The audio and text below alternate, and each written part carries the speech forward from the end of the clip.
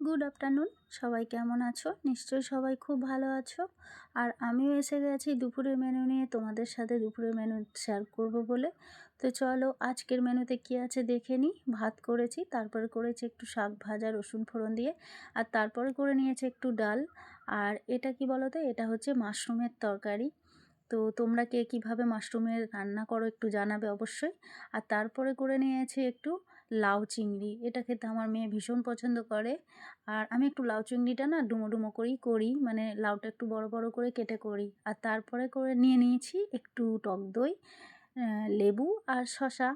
তো আজকে দুপুরের মেনু বলে দিই আর একবার: শাক ভাজা, মুসুর ডাল, আর তারপরে হচ্ছে মাশরুমের তরকারি, আর লাউ চিংড়ি, টক দই, শসা আর লেবু। তো কেমন লাগলো আজকে দুপুরের মেনু?